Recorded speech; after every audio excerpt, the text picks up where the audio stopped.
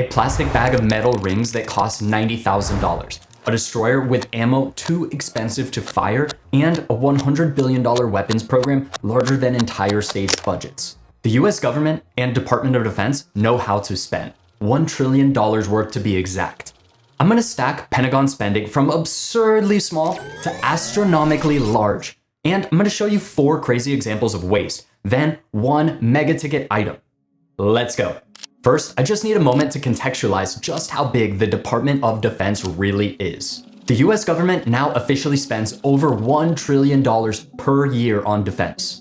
$1 trillion, if comparing to country economic output, makes it one of the top 20 countries in the world, and a larger defense budget than the next 9 countries combined.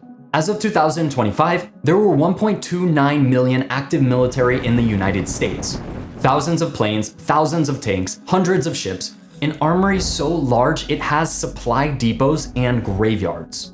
Organizations so old that they predate America's independence. Okay, the military is powerful, it's huge, it's old, and rich. So just how bad is the waste? It's not anything high-tech about this. All of this bag is compliant with the FAA specifications. How much do you think the Air Force pays for this bag of bushings? I don't know, Congressman. $90,000. Let's start with the infamous $90,000 bag of bushings. Bushings are a standard part in much of automotive, industrial, and even household appliances. They help reduce friction and wear between moving parts, increasing the lifespan and ultimately improving performance. The military isn't shopping at Home Depot, so $2.95 bushings are not an option. But how much should they really cost? Let's consider a few things. In the realm of military machinery, component failure, at least on paper, is just unforgivable. Aircrafts are fast, submarines are silent, and all of the above are really expensive. So you need the highest quality custom parts from companies with costly certifications and security clearances. Fine, but where is the line drawn? Because $90,000 seems quite extraordinary across a fleet of thousands, each with thousands and thousands, if not millions of individual parts.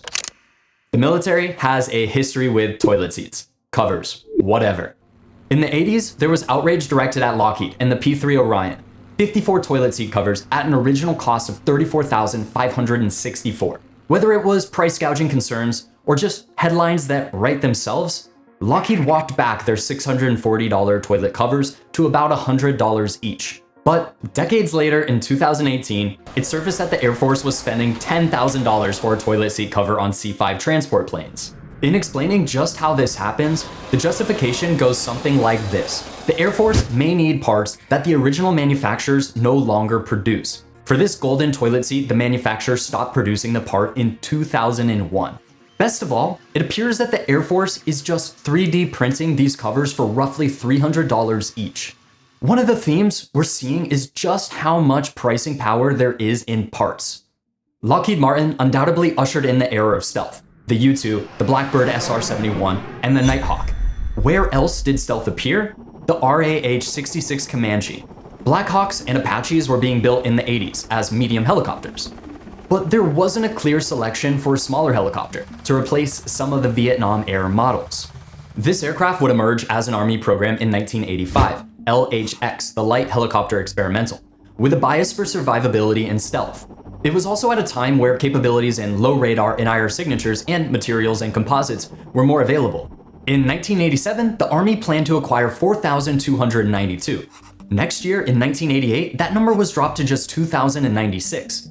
According to the GAO reporting, the unit cost increased by more than 40% from 1988 to 1990, and that exceeded the unit cost of the Apache, spanning over 20 years and costing nearly $7 billion in research and development.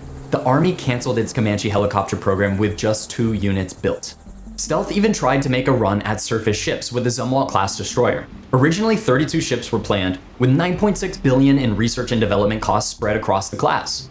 Cost overruns pushed that number down to 24 ships, then to 7, and finally to 3. 30 years later, we have 3. The average unit cost of these ships increased to $4.24 billion.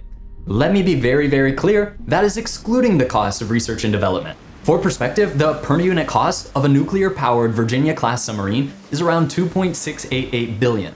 In April 2016, the total program cost was $22.5 billion, an average cost of $7.5 billion per ship. Within the Zumwalt lore, there was the advanced gun system and the long-range land attack projectile. This combination, the gun and the munition, was supposed to hit targets over 70 miles away using GPS guidance at a rate of 10 rounds per minute. The beauty of all this, the advanced gun system was designed specifically for that munition. A munition that was costing about $1 million each. A munition so expensive that it wasn't worth the cost. Because of the unique fit for that particular munition, US Army and NATO standard 155mm shells could not be used with the advanced gun system, which was already fitted on those 3 Zumwalt class destroyers. The last update, the advanced gun systems are being removed and replaced with hypersonics. But at least they're sailing. Number 5 isn't necessarily waste, because when a program is essential to national security, 1/3 of the nuclear triad, and I'm quoting here, there are no alternatives, any critique is nothing more than a project status update that inevitably states over budget and delayed. Sentinel is the land leg of the triad. It's a massive undertaking to modernize and replace the Minuteman III ICBM weapon system. It includes launch facilities, launch centers, and the process, duration, staffing, and facilities to execute the conversion from Minuteman III to Sentinel. The total costs for the Sentinel program are estimated to be $140.9 billion, up 81% since the previous milestone in September of 2020. While the idea of this video is waste, it's just not as simple as that. We're looking at centuries-old organizations who have lived through varying degrees of conflict, technology transformation after technology transformation, and collectively part of one of the largest employers in the world, full stop. Programs that span decades are destined to meet challenges, changing requirements, program cuts, and just shifting allocations and focus. But we cannot ignore just how expensive everything is, nor how few, if any, examples there are of programs that meet budgets and meet deadlines. The expected time to provide even an initial capability for a major defense acquisition program increased this year by 18 months. That is 1.5 years, and it's up to almost 12 years from a program's start. And when the DoD inevitably fails its 8th audit in a row,